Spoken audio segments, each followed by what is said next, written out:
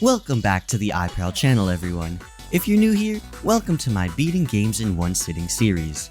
Basically, I find a game that I enjoy and try to beat it in one sitting. Also, my cat is making a bunch of noise right now, so give me a second.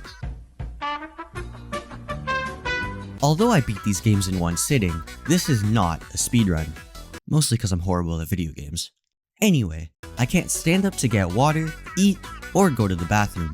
I'm stuck in the confines of my chair until I've fully beaten the game I've chosen. Oh, and I also make the entire thing harder with rules I set before the challenge. But more on that later. Today I am beating Splatoon 1's campaign in just one sitting. If you've been keeping up with my YouTube videos, you should know that I've made a video on Splatoon 1 before where I played multiplayer until I unlocked ranked. But in all 4 hours of playtime, I never touched the campaign mode. So one day, I wanted to unlock the gear you get for completing the campaign, but I also wanted to make a YouTube video since, my schedule is quite amazing. So without further delay, let me tell you about the rules of this challenge. So in order to make this challenge harder than it has to be, I made rules so that I don't completely keep my sanity. First off, I have to collect every sunken scroll from all 27 levels and 5 boss fights. That's a total of 32 scrolls. The scrolls from the boss fights are extremely easy to collect since they spawn right after you beat the boss, but the scrolls in levels are sometimes quite tricky to find and can be easily missed. So if I ever miss a scroll in a level, I cannot continue and must replay the level until I find the scroll. The next rule was decided on a whim since I like making my life as difficult as it possibly can be. It was that I could not upgrade my gear at any point in the challenge. As you play through the campaign, you collect power eggs that you can use to upgrade your gear and unlock new bombs. By not upgrading anything, I was forced to use the Splat Bomb alongside the slowest fire rate on my weapon and the slowest ink capacity in my tank. The next rule has to do with the gear you can find in the levels themselves. Armor and specials. Armor allows you to take extra damage before dying, and specials can either be an Ink Zuka to shoot enemies with, or a bubbler to be invincible for a short amount of time. I'm not allowed to use any of these. If I pick up armor by accident, I have to jump off the level or die immediately. If I accidentally pick up a special, I'm simply not allowed to use it. This is because the special isn't immediately used after you pick it up, and you can choose when you want to use it. Now this next rule I didn't necessarily state out loud as a rule, but I made an effort to do it, so I'll add it here anyway. Kill every enemy in every level before completing the level. Since I barely looked at my gamepad, I have no idea if I missed any enemies hiding in the ink, but I am pretty sure I wiped out the entire Octarian population from every single level. Although, if I had to play through a level a second time due to missing the sunken sea scroll, I wouldn't have to kill every enemy since I had already done so the first time. And finally, if I ever game over, I have to reset the entire playthrough. Oh, and of course, I can't stand up at all. Now that we've established the rules, let's jump right into Splatoon 1's campaign. After jumping through the sewer grate, we meet Captain Cuttlefish, our mentor in our quest to find the Great Zapfish. We change into our hero suit in less than 10 seconds and are immediately sent off to the first level. The first level serves as a tutorial level to help me relearn how to play the game properly. Splatoon 1's main mechanic is the ability to turn into a squid. So in this level, we learn how to use this mechanic in order to sneak behind Octotroopers and move faster overall. A little bit into the level, we get to this section where we have to distract the Octotrooper hiding behind a shield like a wuss, using a Splat Bomb so that we can ink them and move on. At this point, I thought I missed the sea scroll, but after launching to the next section, I found it after climbing up these pillars. With the scroll collected, I went on a rampage getting rid of every single enemy, unlocked 2 different vaults, and grabbed the Zapfish at the end. I did die once, but that's just because I'm an idiot, so we don't talk about it, okay?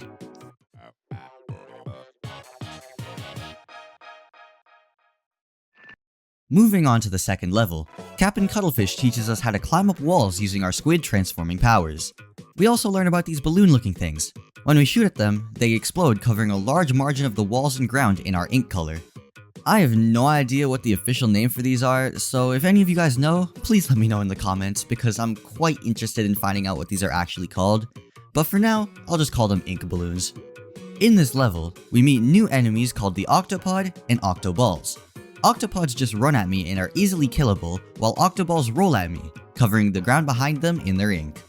In order to kill one of these octoballs, we first have to submerge it in our ink before shooting at it, as shooting at it beforehand will cause it to bounce around like a plinko ball. Moving past that, we meet the squeegee. These little guys are incapable of dealing damage, but their main job is to attach to walls to suck up our ink to keep us from progressing through the level.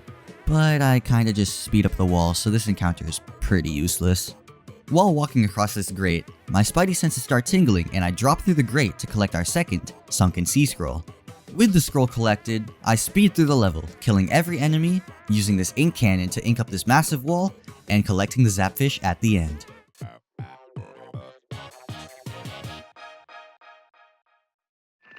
With 2 zapfish collected, we have one last level before we can fight the boss in this island. This level is the first octocopter level where we meet the octocopter. They just fly around, so they aren't much of an issue to deal with. Throughout this level, we find these ink rails which we shoot in order to traverse across large gaps. This is also the first level where we find armor and special items. These ones are pretty simple to avoid since they aren't in the direct path we need to go through, so I can simply just ignore them. Using my 20/20 vision once again, I spot the sunken sea scroll on top of pillars and collect it with ease. This allows me to just run through the level without having to worry about not having the scroll already collected. Right before we reach the zapfish, we meet the Octobomber. This enemy spits out splat bombs at us, which detonate after 1 second. An annoying attack for sure, but for this level, still an easy enemy to defeat. And with the Octobomber down, the zapfish is ours.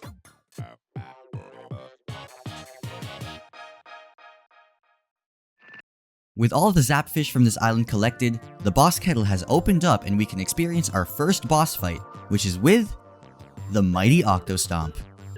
Well, not so mighty. You'll see. The main gist of this boss fight is that the Octostomp runs over to us and tries to stomp on us using its face. Our job is to quickly swim out of the way, ink its sides, and climb up to shoot its tentacle on its back. Oh shoot. Okay, now how the hell do I manage to die on the easiest boss in the game? Okay, there we go, boss fight. Alright, that's much better. As I stated in the beginning, with these boss fights, the scroll automatically spawns upon beating the boss, so I'm able to collect the scroll and the zapfish right at the end.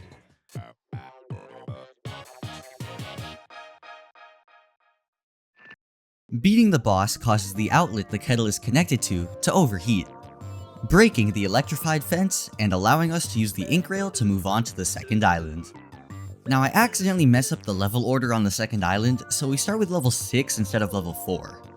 In this level, we don't meet any new enemies, but we are introduced to these propeller lifts. To use them, we just shoot the propeller and ascend high up into the sky. We use these propellers to rain hell from above on unsuspecting Octotroopers and traverse across water. For some reason, although we're squids, we can't swim in water, which by my calculations should not be the case. So I have a feeling that our character lacks the brain cells needed to know how to flap their arms in water to stay afloat. I mean, like, even a dog can do it, how the hell can we not? After the water section, we reach the end of the level, where we shoot the propellers to lower down blocks that we climb on. And that's when I realized that I'm a frickin' dumbass. I missed the sunken sea scroll. After rechecking the final area, I confirmed that I definitely missed the scroll, so I quickly grabbed the zapfish and immediately jumped back into the level to find it. Rerunning through the level, I find the scroll underneath this propeller platform, which, looking back, is kind of obvious. Like, how did I miss that? An idiot sandwich. But anyway, I zoom back to the end of the level, grab the fake zapfish plush, and we are officially done with level 4. Well, level 6, but let's just call it level 4.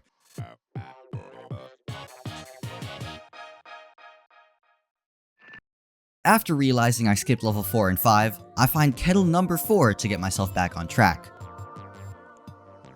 In the real level 4, we are introduced to gushers that when shot, shoot a skyward burst of ink that we can climb in squid form. Using these gushers, we can attack enemies from above, while also using them to hide in if we take any damage.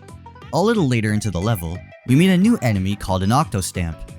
These enemies are miniature versions of the mighty Octostomp, so all we have to do is avoid them when they try to stamp us, and shoot their backs for a quick and easy kill. After steaming through a batch of enemies, we reach the final checkpoint where I believed I saw the sunken sea scroll earlier on in the level. Oh, it isn't it. Okay, so I sped run for nothing. Well, turns out, it wasn't the scroll. But luckily, the very next crate I broke had the scroll in it, so I was able to kill the last remaining enemy and grab the Zapfish to complete the real level 4.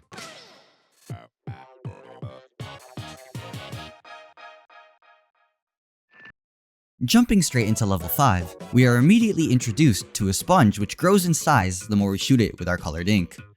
I ended up dying right before the checkpoint because I wasn't patient enough to sit back and heal when I was already on the brink of death.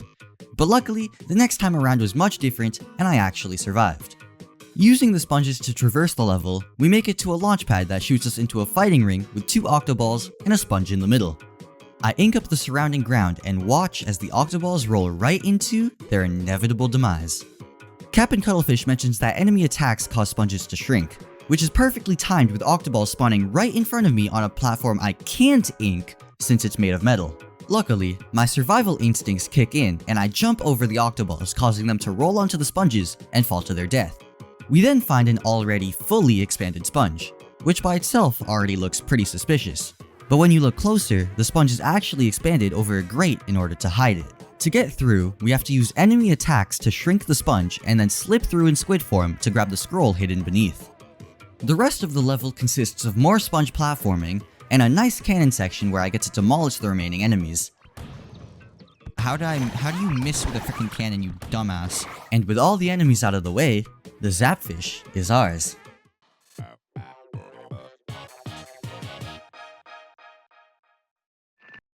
With level 5 complete, we are back on track and continue in level order from level 7 onwards. In Spreader Splatfest, there are spreaders that simply spread the enemy's ink across the ground. They move back and forth, which gives the sense that we have to move quickly to make it across, but they really aren't that bad to deal with. Before moving across this ink rail, I spot the sunken sea scroll in probably one of the most hidden locations I've seen yet. If I didn't spot it now, I probably would have missed it entirely. But now that I know where it is, all I focus on is killing all the enemies and getting to the scroll as fast as possible. And although it was for a very small amount of time, we met a new enemy called the Octodiver. As you can see from the freeze frame I'm showing right now, it rose from the ink in front of me as soon as I got close, but immediately died since I was already shooting in its direction. These enemies can hide in their ink just like us, and only pop out when you are within shooting distance. In order to know the location of these enemies at all times, you have to look at the gamepad. But as I stated in my rules earlier, I barely looked at the gamepad, so I just ended up running around like an idiot to see if any would spawn. Moving on to the next section, I hop on a quick ride to descend and collect the 7th Sunken Sea Scroll. Turns out I forgot to say this, but after collecting the scroll, I storm through the rest of the level and destroy all the enemies. To be honest, I have no idea what I'm doing in this last enemy section, but it worked out, so I'm not complaining. There's that. So with that, I grab the Zapfish, and level 7 is over and done with.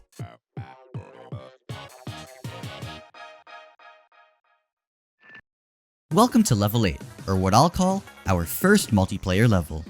Most of you are probably wondering what the hell I mean by that since I'm playing the single player campaign, but if you've played Splatoon 1 before, you'll definitely recognize Kelp Dome.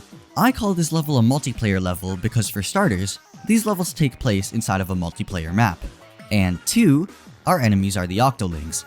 Octolings act similar to human opponents in the multiplayer modes, with practically the same equipment as us, as well as the ability to hide in their own ink. Our goal for this level is simple: kill all the Octolings, find the sea scroll hidden within the level, and grab the Zapfish.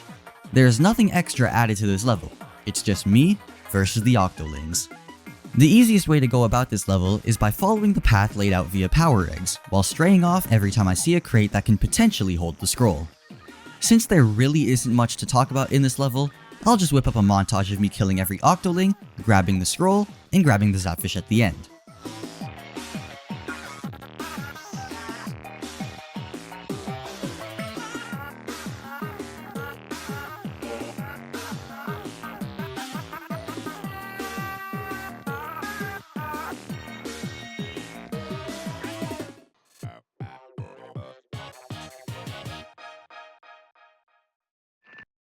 Welcome to the first UFO level.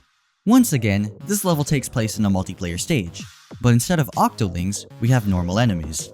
Alongside these normal enemies, however, is the Octostriker, Remember those ink strikes from my last Splatoon 1 video? Yeah, this enemy has an endless supply of those. This map is covered in octodivers, so instead of looking at the gamepad like a normal person, I run around the entire area to see if there are any enemies lurking within the ink. I find the scroll with relative ease this time around, so that's one less thing to worry about as I try to find all of these hidden octodivers. I mean, just take a look at this area over here. There are so many octodivers, it is driving me nuts. Holy crap. But after that mess, we launch up to the unidentified flying object where we get to fight the Octostriker. One thing I realized about the enemies when fighting the Octostriker was that no matter how many times I killed them, they just kept respawning. So there was no real reason to focus on killing the little octocopters. Once the Octostriker was taken down, all the octocopters died with it. So I grabbed the Zapfish and completed the level.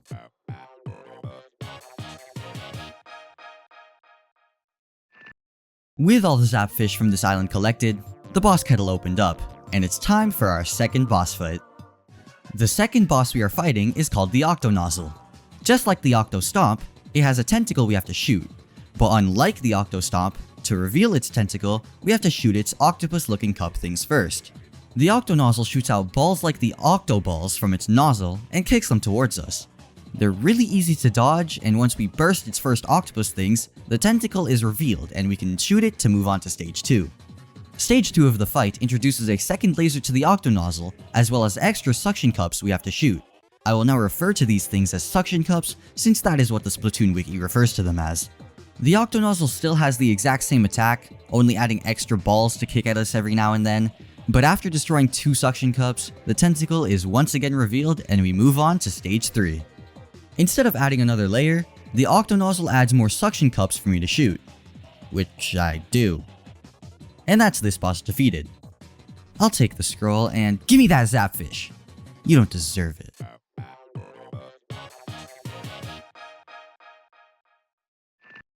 With the boss defeated, the kettle overheats the outlet it's connected to once again and breaks another electrified fence containing the ink rail to move on to Island 3. Taking one good look at this island, it looks confusing as hell. So I decide to find all the kettles first so that I can just super jump to the next kettle after finishing each level. With that said, let's jump right into level 10. Level 10 has ink rails. Like, a bunch of them. Ink rail here, ink rail there, ink rails everywhere. Our main method of movement throughout this level is by ink rails. We use these ink rails to catch Octotroopers off guard, and I also curb stomp this Octodiver by complete accident, so that's pretty cool too. We then reach this section with 3 ink rails, which we use to ascend to the launch pad. I take a quick look around the launch pad area to make sure I don't miss anything, and lo and behold, there's a sunken sea scroll at the back of the pillar. Now, for this section, I think I'll just let past me describe my thought process here. Okay, so as you can see, there's specials around the area, so you'd be expected to jump right to the middle and then kill people from the middle. But, specials aren't really my thing.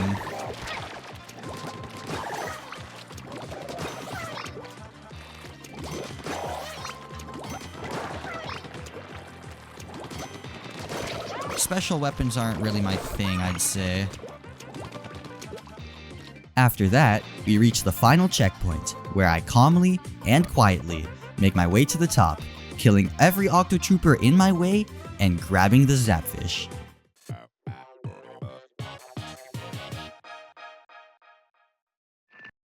You know, saying that sentence reminds me of something that I wanted to do last year.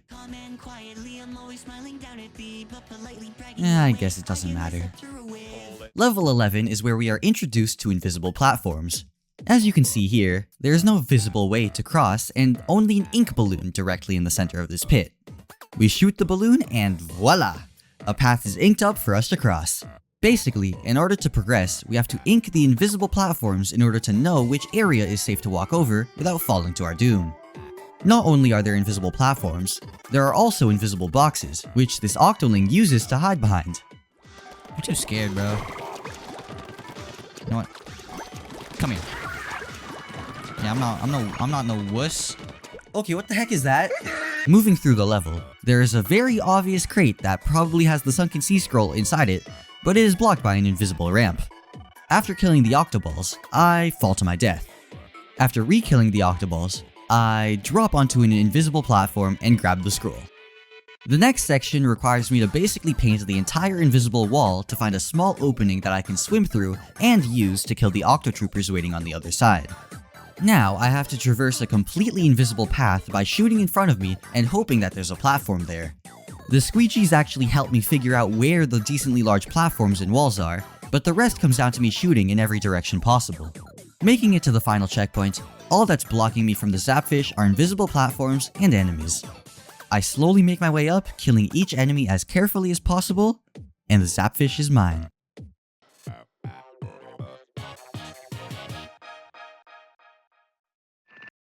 Level 12 introduces us to flooders. They are these machines that move in set patterns and flood ink onto the space directly below them. They are unkillable and kill us in an instant if we end up underneath them, and if they ever see us, they charge at us like there's no tomorrow. The main goal of this level is to avoid the flooders from each section while also trying to find a key to open up a vault in order to launch to the next section. After running around finding keys to unlock different vaults, I reach the final checkpoint. In this area, an octodiver is hiding with the key, so my job is to use the gamepad to find him and grab the key. Unluckily for me, I wasn't paying attention to Captain Cuddlefish, so I ended up spending way too long just running in circles and trying to avoid the flooders to no avail. Until I just happened to glance at my gamepad and noticed a glaring shiny dot in the middle of the maze, leading me right to the octodiver. On the way to the zapfish, I noticed a crate which by my calculations should have the scroll inside of it since it was pretty well hidden. With the scroll collected, I was forced to rerun through the entire level a second time, but this time I grabbed the zapfish and we move on to level 13.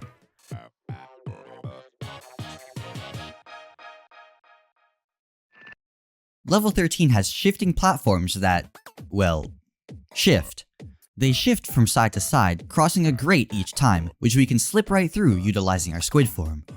Throughout the level, we utilize these platforms to shoot enemies at different angles, and avoid any incoming damage. Keeping my head on a swivel, I notice a set of crates that seem a bit out of the way, so I head over and find the sunken scroll hidden right inside of one. Now that I've got the scroll, it's time to get moving, so I begin to run through the level while killing everything in my path. I actually ended up falling off the level because I was a bit too focused on finishing the level as fast as possible, so I start running through the level with care. And what's my reward? That's right, it's the zapfish. What, do you think I was gonna die again? Sorry, but I don't die twice. Not yet, at least.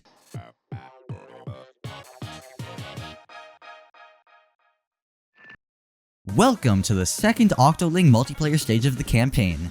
This time we are brawling at the Black Belly skate park. Just like last time, the goal is the same. Kill all the Octolings, grab the scroll, and grab the zapfish. So once again, here's a short montage of the level.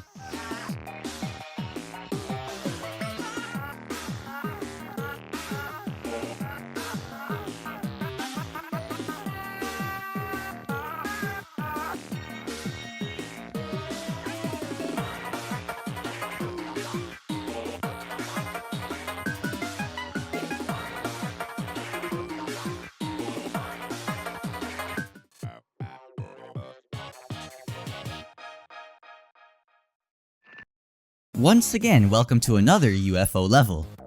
This level takes place at Bluefin Depot, which means there are two different paths that can contain the scroll and enemies, which means I'll have to check both paths for each. I start on the left side, almost accidentally grabbing armor in the process, and proceed to kill every Octarian in sight. The right side contains the same enemies, but instead of armor, there's a crate with power eggs inside. Right behind the second last checkpoint of the level is the sunken scroll. No gamer ever looks behind them, so it was the perfect hiding spot. We then make it to the Octostriker's UFO, where I focus all of my energy onto the Octostriker and take him down in around 10 seconds.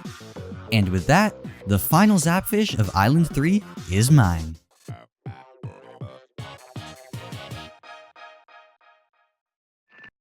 With that final zapfish collected, the boss kettle opens up and it is time for our third boss fight.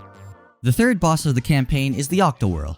Just like the last two bosses, the Octowhirl also has a tentacle we need to shoot 3 times. But this boss is actually somewhat of a challenge, compared to the other two. The Octowhirl acts like an Octoball. The only way I'll be able to do damage to it is if I slow it down to a full stop in our own ink. By strategizing properly, I'm able to force the Octowhirl into a full stop, and I'm able to shoot its tentacle, bringing us to the second stage. Stage 2 actually ramps up the difficulty in this fight by making the middle section of the platform rotate. This requires us to shoot our ink precisely in line with when the Octowhirl is going to roll at us in order to stop it. I actually fail at doing this the first time the Octowhirl rolled at me, but I was able to stop it the second time around and move on to Stage 3. Stage 3 takes it up a notch by removing some of the flooring and replacing it with glass. We can't ink glass, so we now also have to take into consideration which section of flooring the Octowhirl will roll across, instead of just constantly inking the ground in front of us. The first time the Octowhirl started rolling didn't have good timing with the platform rotation, so I purposefully dodged to the side in order to have as little ground covered in purple ink. The second time the Octowhirl started charging up to roll had perfect timing, and I was able to slow it down one last time to finally finish the boss fight. And with the scroll and Zapfish collected, Island 3 is fully complete.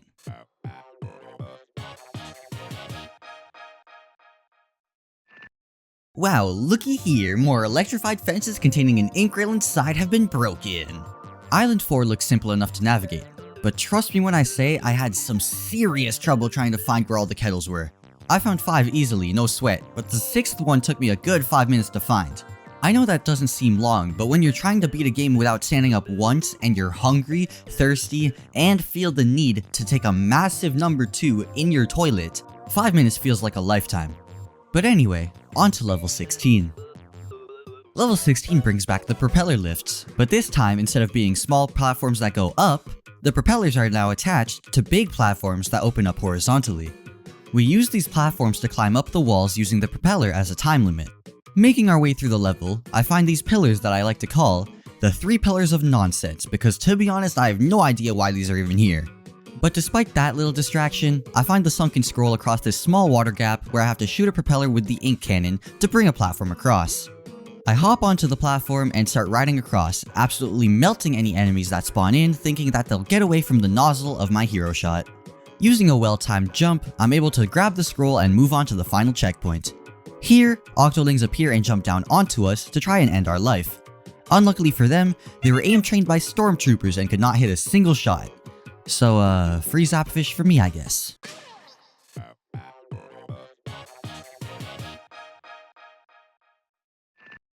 After completing level 16, we get new companions in Callie and Agent 1 and Agent 2 of the new Squidbeak Splatoon.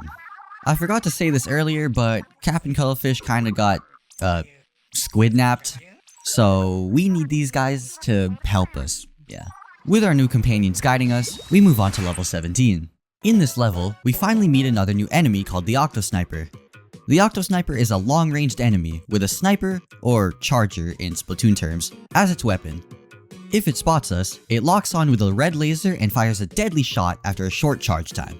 The easiest way to avoid the shots is by hiding in our own ink and letting the Octosniper shoot at nothing but air molecules. Once we get close to the Octosniper, killing it is as easy as saying the word banana 3 times fast. You can try it, it's quite easy. These Octosnipers have crazy range though, so throughout the entire level, I have to be careful not to get into the line of sight of the Octosnipers, or else it'll be a quick death for me. After taking care of this Octosniper, I walk right into 2 more that stand on a moving platform that goes behind a wall after a few seconds. Using this downtime allows me to slowly creep forwards and get up close and personal with the Octosnipers.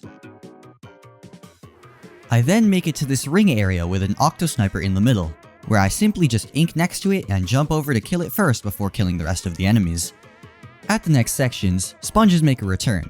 If the Octosniper shoots a sponge, the size of the sponge gets reduced significantly. We use these sponges to quickly jump close to each Octosniper, which leads us to the final checkpoint, which is just a gauntlet of enemies. Instead of describing this section in a voiceover, I'll just let you watch this insanity play out.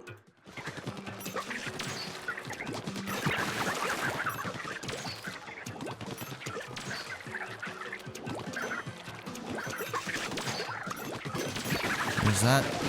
Oh my god.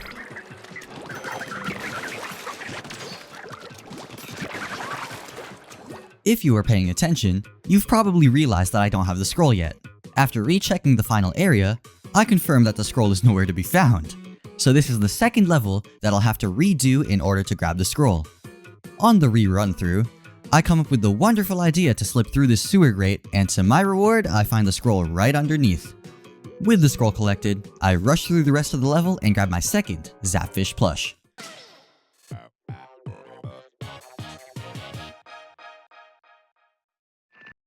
Level 18 brings back the spreaders.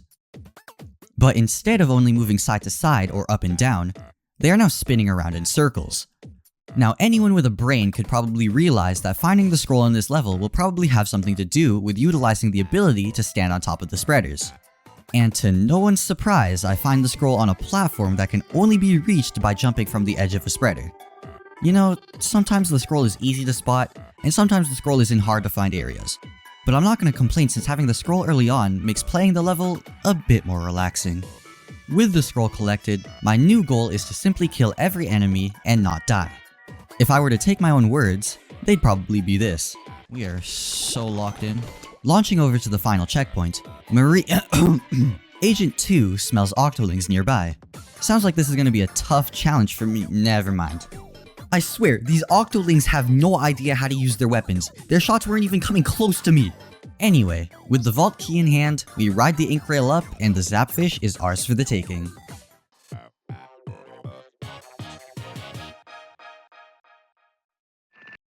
Level 19 brings back the splatforms, but instead of being shifty, these platforms rotate. After almost running right into this piece of armor, I get launched over to very simple platform parkour with an enemy to fight every now and then. I am not gonna lie, being 15 pages deep into my script currently, I am running out of things to say. This is where I wish my vocabulary was a bit better than average. Anyway, enough ranting. I'd like to know where these Octotroopers get their shoes from, because they got some crazy grip. They do not slip, even when rotated a full 90 degrees. Making it to the final checkpoint, we meet the tumbling platform gauntlet. I platform across the first little section, then remember that I don't have the scroll yet, so I turn my camera backwards to check if there are any crevices in the platform, luckily finding the scroll in a pretty hidden area. To finish off the level, I climb 3 of these rotating platforms in a row, and just like Agent 2 says, it's Zapfish time.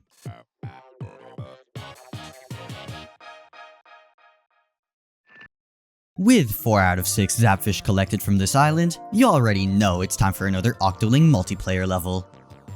This time we are headed to Bluefin Depot, and just like the last 2 of these levels, it's time for a montage.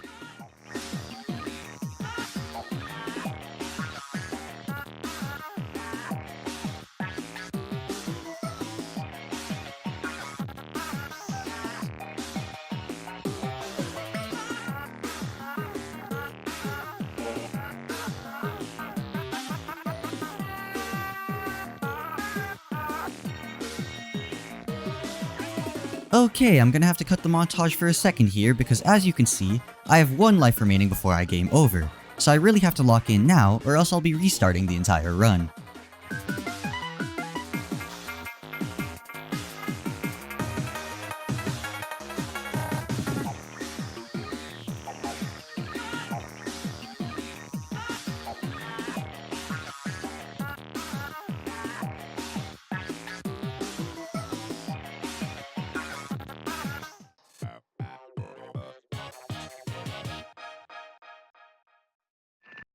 As with all the last Zapfish on the last 2 islands, Island 4 is no different, with our last Zapfish level being a UFO level. This UFO level takes place in R.I.N Underpass, which means there are a bunch of areas that I'll have to check for the scroll and enemies. There are a plethora of enemies in this level, basically having most of the enemies we've met so far show up at some point in the level. I end up running into a firing squad of Octotroopers and Octocopters at the middle of the level, which was a little bit scary, but it's satisfying to listen to their death sound effects when I kill them. I find the scroll in a little hidden area, guarded by a singular Octobomber, but the Octostriker wanted to chip in and be annoying, so I had to dodge out of the way of the ink strikes as well. Getting close to the Octostriker, I end up dying to an Octobomber's splat bomb like a dummy, and have to recollect the scroll for a second time.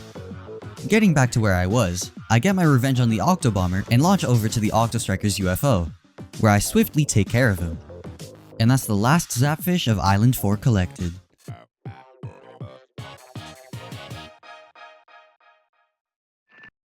As usual, the boss kettle of this island opens up and we get to fight our 4th boss. This boss fight is against the Octoma. The Octoma will swim under us and attempt to bite us using its sharp teeth. My job is to shoot his teeth enough in order to break an opening that I can throw a splat bomb through. Once we throw a bomb in the Octoma's mouth, we can shoot his tentacle and move on to the next stages where his teeth simply get more sturdy and harder to break. Since this boss fight was actually pretty interesting, I'll let you guys watch it with minimal cuts, without me talking over it.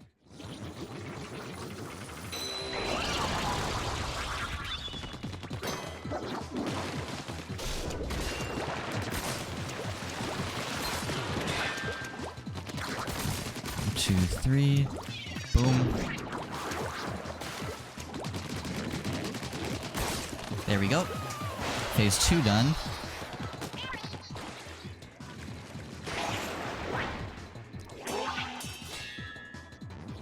And this guy got golden teeth.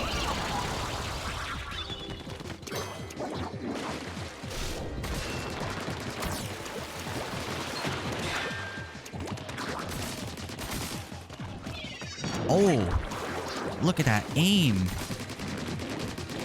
Glorious.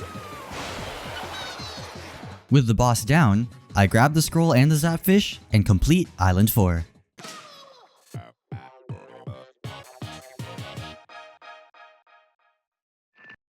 Listening to the conversation after the boss fight, Agent 1 gives a major hint to who the final boss is, and Agent 2 just tells this dude to get his own radio channel. For real bro, stop hogging ours. But anyway, more electrified fences have been broken, but instead of an ink rail, it opens up a short parkour section that I absolutely steam through. Island 5 looks confusing to navigate, and it is, but it's mostly just annoying. However, after just 3 short minutes, I find all the kettles and can begin collecting zapfish. And what a better way to begin than a level that introduces something new.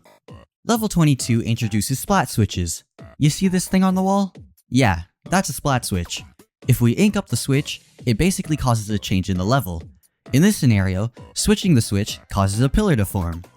The next switch moves a platform so that we can jump across to the checkpoint, where we get a decision between a bubbler or an inkzuka. I go for option C and choose none of them, and launch right into the fighting ring. I'm alright at fighting multiple enemies at once, so there weren't any problems, and I easily took care of all the enemies.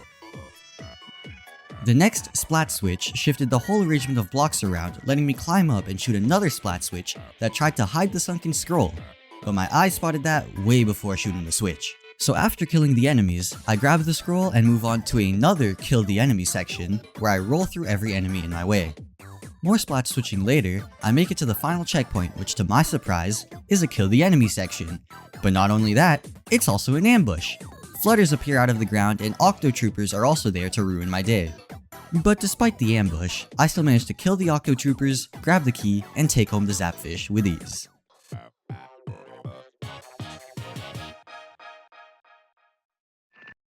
Level 23 is next, and it brings back the sponges. The motto of the level is more ink, less shrink, meaning that we'll have to focus on navigating across the sponges while enemies shoot at us and shrink them. After dealing with some Octo stamps, I spot the scroll right underneath the first checkpoint. While going to grab it, I almost ended up dying because of an Octo Trooper that kept shooting the goddamn sponge! So you know I had to take care of that pressing issue. Now that I have the scroll, I'm much more relaxed and can focus on what's in front of me, which is unluckily a pathway of sponges with enemies on the side. It is expected for the player to grab the inkzuka and shoot forwards, inking the sponges and the enemies in one shot. But who needs an inkzuka when you got a hero shot? Yeah, I think I might need it. Jokes aside, with 1 life remaining, I take extra precaution when getting close to the Octo Trooper at the end. And with the only problem child down, I make it across and launch to the next checkpoint where I can finally take a breather. This ink balloon makes it much easier to traverse across the sponges since it fully expands them in one explosion, making my life a whole lot easier. At the next checkpoint, Agent 2 gives some life-changing advice, which is to simply just shoot the sponges. You know what? That's a great idea, why don't I try it out? Oh my god, you're a genius! Now I'm at the final checkpoint, and I once again have to deal with these Octolings. They actually shot some shots in my direction this time, but they're still struggling with the hitting me part. But it's whatever because the zapfish is mine.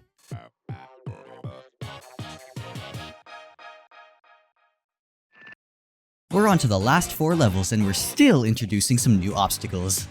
Level 24 introduces these spinning pinwheels with platforms and grates attached to them that we have to avoid, kind of similar to the spinning spreaders.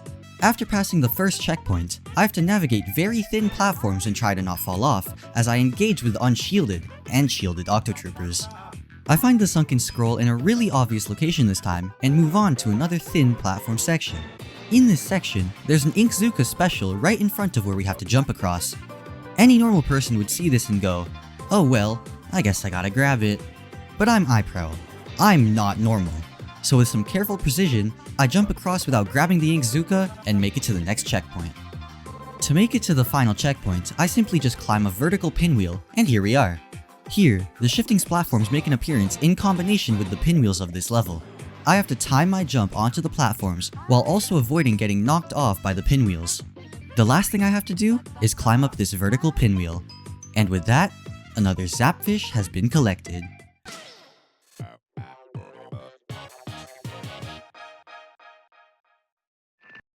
Level 25 brings back the flutters. Once again, I have to navigate through small mazes filled with flutters in order to find a key to open up a vault. The difference here is that when we take the launch pad from the vault, we get sent up to the top of the maze where we have to platform across the flutters to reach the launch pad that'll take us to the next section. I do this at the next section as well, this time paying attention to the gamepad so I know where I'm going, and all of a sudden, I'm at the final checkpoint. Octotroopers spawn on top of the flutters, and one has an Octo Sniper on top of it. I almost got absolutely slaughtered in the corner because I was unable to move due to the enemy ink, but I somehow survived.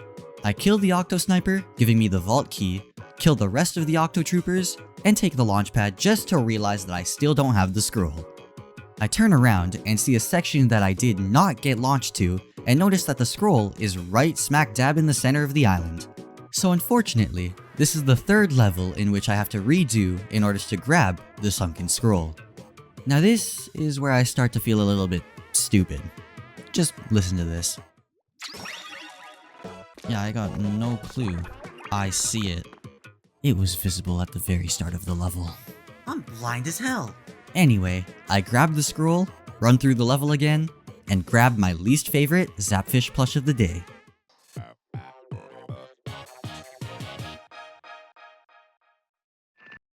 We finally have 2 levels remaining until we can fight the final boss. By the theme of the last few islands, you probably already know what the last 2 levels are, but for those of you who are a bit confused, level 26 is the final Octoling multiplayer level, and this time, we're brawling at Salt Spray Rig. And since it's an Octoling level, you already know what time it is. It's montage time.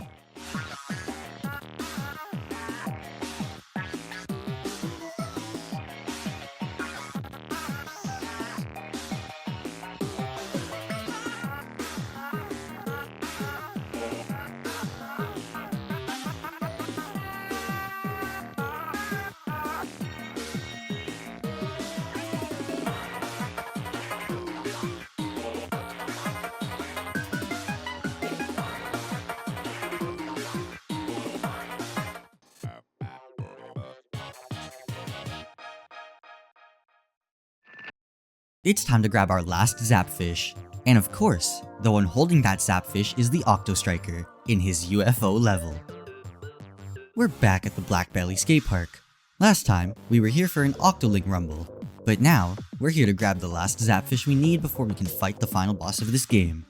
One issue that is completely unrelated to the level but is a major problem was the fact that my gamepad was almost out of battery. I don't have those AC charging adapters for the gamepad, so I've just been running through this game on a time limit, since if my gamepad dies, I'll have to stand up and go charge it. So let's just hope it doesn't die. In this UFO level, there are Octo Snipers everywhere. Unluckily for the Octo Snipers, at this point, I am locked in, so I'm not going to get caught slacking at any point. I find the scroll immediately, but can't grab it just yet, so instead, I roam the level to kill any Octo Snipers I may have missed. I then go up and grab the scroll, before eradicating the last few Octo Snipers in the level. Then launch up to the UFO to fight the last Octo Striker. As per usual, I get up close and personal with the Octo Striker and take him down in a matter of seconds, revealing the final Zapfish. And you already know I'm grabbing it with no hesitation.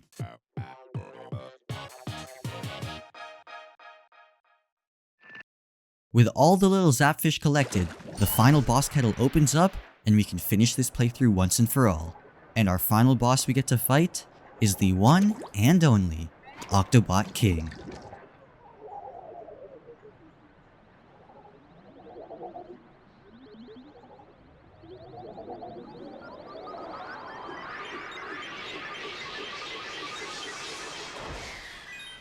Loading into the level, Captain Cuttlefish warns us that it's a trap. Everyone could already tell that it was a trap just by the looks of it, but we've come so far now that we don't really have a choice but to step right into it. And this is where we meet the Octobot King, DJ Octavio, who seems to like celery sticks? Are those celery sticks? I have no idea. DJ Octavio launches Octorpedoes that home in on us that we have to shoot before they get too close. These Octorpedoes are the last new enemy that we are introduced to in this game. DJ Octavio also decides it's a great idea to try to pummel us with his fists, so he launches his rocket fists at us that we parry back at him to knock his flying machine backwards. This is just the start of the boss fight, so it's not meant to be hard. We keep knocking Mr. Celery Sticks back until he decides to use his special attack. His special attack is a pretty small octopus bomb that we have to knock back at him 3 times in a row in order to send him over to the next section of the fight. Well, he technically goes over there by himself, but I'd rather think that he just goes flying after we hit him with his own special attack, so... In the second section of the fight, Agent 2 warns me that the celery dude is about to hit me with a mean laser. Luckily, dodging out of the way is a piece of cake. I shoot one of Mr. Octavio's fists back at him and take a propeller lift to the other side. I then fire 2 of his fists back at him, giving me the space to take a second propeller lift back to the main platforms. On this platform, the sunken scroll is just sitting on a crate out in the open, so that means the last scroll we need has been officially collected. With the last scroll under my belt, I can focus all of my attention on the horrible DJ in front of me. Nah, seriously, you need lessons. I continuously knock his fists back and press forwards, forcing Mr. Anger Issues to pull out his special attack once again. Alongside the Octorpedoes, Octavio also shoots out a killer whale to try to get me to stop shooting his miniature bomb back at him. It doesn't work though, and we move on to section 3. Oh wait, Octavio is holding wasabi? Shoo, my bad, I legit thought it was celery. The next section brings back the sponges, but we can't cross yet since Wasabi Beats over here is being a slight annoyance. Back up, buddy. Back up. Moving forwards, Wasabi Scratcher launches egg-looking projectiles that spawn in enemies when they hit the ground. Luckily, they're not that bad to deal with and we can knock him back some more. When the next round of fists come along, I get to utilize these ink balloons that instantly send back the fist if it is timed properly, which helps me force Octavio back into using a special attack once again. When he launches the bomb, he also launches a wave of Octorpedoes, eggs, and a killer whale to try to distract me. But I masterfully dodge each attack and send back his octopus bomb 3 times in a row to move on to section 4. Section 4 has the invisible platforms that we have to ink up in order to know where we're going. Since the invisible platforms aren't the main focus of this level, they aren't that hard to navigate, and are pretty simple to see. After knocking back DJ Wasabi a little bit, we reach an invisible platform section where there's a small path that leads to a gusher. I first focus on launching Octavio's fists back at him before even stepping 1 foot onto the invisible path, making sure that it's completely safe so I don't fall off and die. Continuing to push Octavio back, it's time to drop the sea base with another one of his special attacks. Since I'm in a more open area, it's way easier to dodge all of his attacks, and sending the bomb back isn't any harder. After hitting Octavio for the 4th time, Agent 1 and Agent 2 complete their radio override and start playing their own tunes as the Squid Sisters. Somehow, hearing his granddaughter singing gives Captain Cuttlefish some newfound strength because he breaks the rope tying him up and starts jamming out. I'd love to jam out with him, but I still have a boss to fight. Callie says it's the final push, which makes me ecstatic since at this point I'm already hungry beyond belief, so it's time to put DJ Octavio in his place. Marie once again gives some inspirational advice, but at this point in the boss fight, I'm completely focused. My mind went blank as I kept pressing forwards and knocking DJ Octavio further and further back. I guess the thought of food gave me the ability to enter a zone and completely focus on the task at hand. I knock the DJ all the way to the end, where he sends one last special attack at me, hoping to defeat me once and for all. But unfortunately for him, reality is a cruel, cruel world. I send back his special once, twice, and a 3rd time, and launch the Wasabi Man himself right back into his flying machine, finishing this fight once and for all.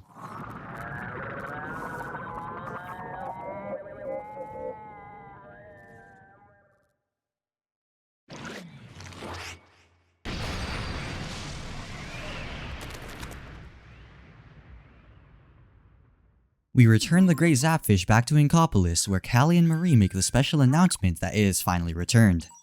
Now that it's back, it's about time for celebration. And with the party about to begin, the credits roll. While I splat up the credits with color-changing ink, I'd like to thank you all for watching this video all the way to the end. Now that I'm finishing up the script, it feels so good since I've been I can't even speak, I've been stressed out lately, oh my god. On the topic of that, I am so sorry it has been so long since I've uploaded a video. Ever since school started, I've rarely had time to edit, and once it reached the point where I hadn't uploaded for a full month, I decided that I had to come back with something good. I created multiple videos varying between commentary, funny moments, and just fun in general, but I just never found the time to edit them. That's when I remembered that I did this Splatoon challenge on Twitch, and decided that no matter how long it takes, I will come back with this video. Because you guys deserve quality content. On the topic of quality content, it's been so long that I've forgotten how to speak English in front of my microphone. So I messed up this voiceover way too many times to count. It took way too long to finish, oh my god. Looking back at the amount of time I spent on this video, I played the game for a total of 3 hours, which is not that much. But I spent a full month scripting. I started scripting this video on September 15th, and at the time of me reading this script right now, it is October 19th. And the only reason it took so long to script was because I simply had no time to do it. And also, I am lazy, I guess. As of right now, I have no idea how long it'll take to edit this whole thing, but Editing iPrel has probably already put up text stating how long it's been. I'll assume it probably took a week or so because these videos take a long time to produce, but I hope the finished product is of high quality. Anyway, enough about how long this video took, and more about thanking you all for being patient and watching this video to the fullest. If you enjoyed it, consider leaving a like and subscribing for future content, and comment down below any games you'd like to see me play. Doing videos like these happen every once in a while since I mostly enjoy just making commentary styled videos a bit more than these voiceover styled videos, mostly because of the amount of time it takes.